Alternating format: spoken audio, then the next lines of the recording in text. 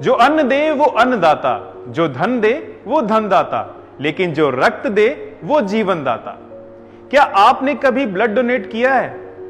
आपका जवाब होगा हां या ना। लेकिन दोनों ही सूरतों में आज आपका यह वीडियो देखना बहुत जरूरी है, क्योंकि ब्लड डोनेट करने से पहले हमारे मन में कई तरह के सवाल होते हैं, जैसे कि मेरे ब्लड डोनेट करने से मेरे शरीर में खून की कमी तो नहीं हो जाएगी? मेरे ब्लड डोनेट करने से मुझे कोई बीमारी तो नहीं हो जाएगी?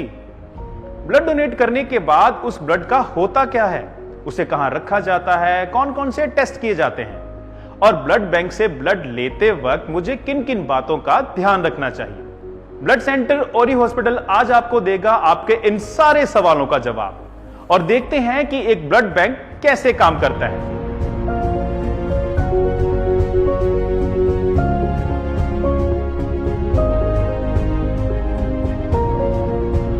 कोई भी डोनर जब पहली बार ब्लड बैंक में ब्लड डोनेट करने आता है तो उसको सबसे पहले एग्जामिनेशन रूम में लेके जाते हैं, जहां पे एक मेडिकल ऑफिसर के द्वारा उसके जो वाइटल्स हैं वो जांचे जाते हैं, यानी कि उसका पल्स, उसका बीपी और उसका वेट। और उसके बाद उससे एक कंसेंट फॉर्म भी भरवाया जाता है। और जब सब कुछ ये जांच लिया जाता है कि वो बिल्कुल स्वस्थ है डोनेट करने के लिए, तो उसके बाद डोनर को डोनर रूम में लेके जाते हैं।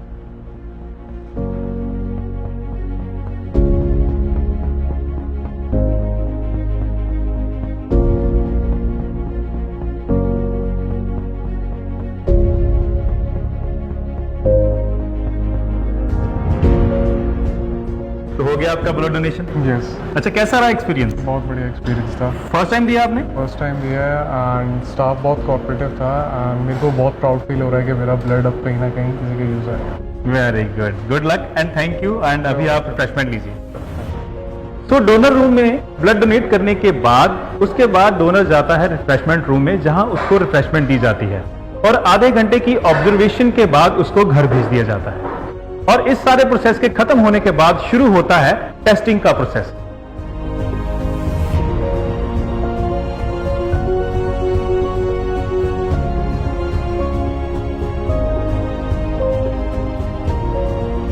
My name is Sandeep Kaur. I am a technical supervisor in Ori Blood Center, Jalandhar. जैसे ही हमने डोनर का ब्लड ब्लीड कर लिया, सबसे पहले हमने उनका सैंपल लेना एक रेड टॉप वाइल में, ताकि हम उस ब्लड सैंपल से क्लियर टेस्टिंग कर सके। वहाँ पे सैंपल कलेक्ट करने के बाद हम वो सैंपल और ब्लड भेजते हैं अपनी सीरोलॉजी लैब में। सबसे पहले हम रिकन्फर्म करते हैं डोनर का ब्लड ग्रुप, जो कि बहुत ज़्यादा ज़रूरी है। ब्लड ग्रुप रिकन्फर्म होने के बाद जो ब्लड हमने ब्लीड किया है वो ब्लड बैग हम रखते हैं पहले अपने अनटेस्टेड रेफ्रिजरेटर में, जो कि 2 से 6 डिग्री के अंडर होता है। वो ब्लड स्टोरेज हम तब तक वहाँ पे अनटेस्टेड में रखते हैं जब तक कि वो ब्लड के पूरी तरह सारे टेस्ट नहीं हो जाते। जब हम उनके बाकी सारे टेस्ट क्लियरली कर लेते हैं, तब हम उसे शिफ्ट करते हैं अपने टेस्टेड रेफ्रिजरेटर में। जब हमारे पास डोनर का ब्लड आ गया, हमने उस ब्लड के HIV, hepatitis B, hepatitis C, VDRL, MP सारे ब्लड टेस्ट करने होते हैं। अगर उस टेस्ट में कोई भी प्रॉब्लम आती है तो हम उस ब्लड को उसी टाइम डिस्कार्ड करते हैं। जो ब्लड हमारा तो टेस्टेड हो गया, जो बिल्कुल इन्फेक्शन फ्री है, जिसमें किसी तरह की कोई प्रॉब्लम नहीं आई, वो ब्लड हमने लेबल करके टेस्टेड स्टिकर लगा के टेस्टेड रेफ्रिजरेटर में शिफ्ट करना होता है। जो ब्लड हमारे पास स्टोर है, टेस्टेड है, वो ब्लड अब हमें पेशेंट को देने के लिए बिल्कुल रेडी है। जब हमारे पास पेशेंट के अटेंडेंट आ रहे हैं ब्लड लेने के लिए, सबसे पहले हम उसमें चेक करते हैं पेशेंट का नाम, उसकी एज, उसका ब्लड ग्रुप और उसे कितने यूनिट की रिक्वायरमेंट है। अगर तो डॉक्टर के स्टैम्प एंड साइन उसके ऊपर नहीं है तो हम उससे रिक्वेस्ट फॉर्म को एक्सेप्ट नहीं करते। जैसे ही हमने अपनी सारी डिटेल्स चेक कर ली, वो डिटेल्स चेक करने के बाद जो पेशेंट के सैंपल हैं, पेशेंट का रिक्वेस्ट फॉर्म है, वो हमारे पास आता है सीरोलॉजी लैब में, जहाँ पे आने के बाद सबसे पहले हम पेशेंट का ब्लड ग्रुप रिकन्फर्म करते हैं। वो ब्लड बैग का ब्लड ग्रुप रिकन्फर्म करने के बाद हम उस ब्लड को पेशेंट के ब्लड के साथ क्रॉस मैच करते हैं। जैसे ही हमारे पास ब्लड कंपैटिबल हो गया तो हम उसे बीटीओ सर को रिकन्फर्म करवाते हैं। जब हमने वो ब्लड इशू करना है पेशेंट के लिए तो उसे एक प्रॉपर वे में लेबल करना होता है, उस ब्लड की प्रॉपर वे में एंट्री होनी होती है। अपने क्रॉस मैच रजिस्टर में एंट्री डालने के बाद हमने इशू रजिस्टर में भी उसकी एंट्री डालनी है, ताकि जो हमें पता चल सके कि हमने पेशेंट को कौन सा ब्लड, कौन सा बैग नंबर, कौन सा ब्लड ग्रुप और कितने यूनिट पेशेंट को इशू किए हैं। जितने यूनिट हम पेशेंट को इशू कर रहे हैं उनके पेशेंट के अटेंडेंट के साइन लेने होते हैं हमने अपने इशू रजिस्टर पे।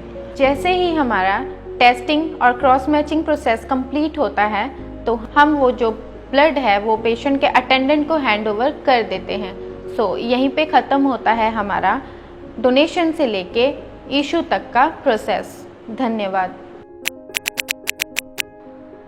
Myself, Dr. Devinder Bimra, Blood Transfusion Officer of Blood Center, Ovary Hospital, Udham Singh Nagar, Jalandhar.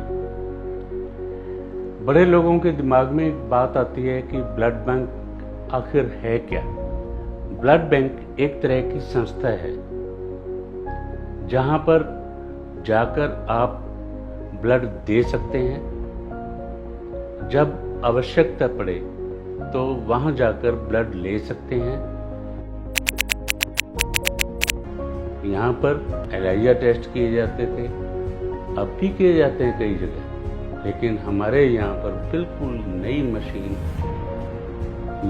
USA से इंपोर्ट कराई गई है, जो कि हमारे ओरी हॉस्पिटल में ही लगाई गई है और उससे सभी टेस्ट बिल्कुल एक्यूरेसी के साथ किए जाते हैं। हमें जो सरकार की गाइडलाइंस मिली हुई हैं बिल्कुल ठीक उसको फॉलो करते हुए हम ब्लड को रखते हैं। इस ब्लड को टेस्ट के बाद हमारे पास रखने के लिए प्रॉपर स्टोरेज रूम है।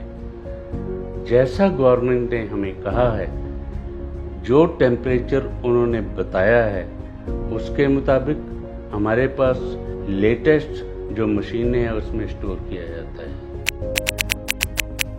जिस व्यक्ति को वैक्सीन लग चुका है कोरोना के लिए, वो सेल बनने में थोड़ा टाइम तो लगता है, जो बीमारियों से लड़ने के लिए बॉडी में बनती है। तो 2 हफ्ते के बाद हम खून दान कर सकते हैं वैक्सीन के।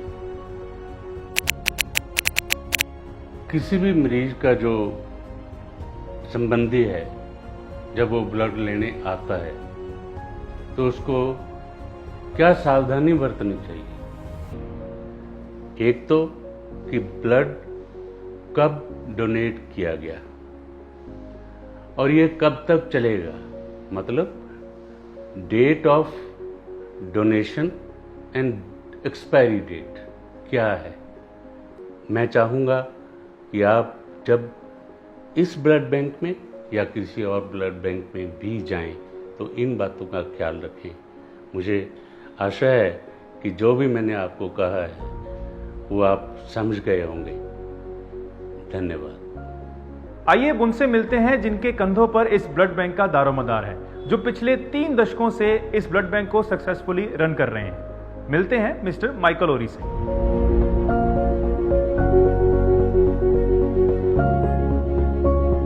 हम ये ब्लड बैंक जो है इसको हम तकरीबन 35 साल से चला रहे हैं और हम जो भी गवर्नमेंट की गाइडलाइंस है, इंडियन गवर्नमेंट की as well as the WHO, दोनों की गाइडलाइंस फॉलो करते हैं। हम टाइम टू टाइम मशीनें जो लेटेस्ट आती हैं वो इंस्टॉल करते रहते हैं। अभी भी हमने एक लेटेस्ट मशीन US से इंपोर्ट करके मंगवाई है, जिससे सारे ब्लड के टेस्ट होते हैं और उसकी एक्यूरेसी इज़ द बेस्ट। मेरी सब जनरल पब्लिक से ये रिक्वेस्ट है कि आप रक्तदान करें और करते रहें, हर 3 महीने के बाद भी कर सकते हैं। धन्यवाद। आशा करते हैं कि आपको आपके सारे सवालों के जवाब मिल चुके होंगे, लेकिन फिर भी अगर मन में अभी भी कोई सवाल है तो आप स्क्रीन पर दिए गए हमारे नंबरों पर संपर्क कर सकते हैं। और हम आपसे ये आशा करते हैं कि आने वाले समय में आप खुद भी रक्तदान करेंगे और औरों को भी इसके बारे में जागरूक करेंगे और रक्तदान करने के लिए प्रेरित करेंगे। अरे भाई, मौका दीजिए अपने खून को किसी और की रगों में बहने का। ये एक लाजवाब तरीका है कई जिस्मों में जिंदा रहने का। Thank you.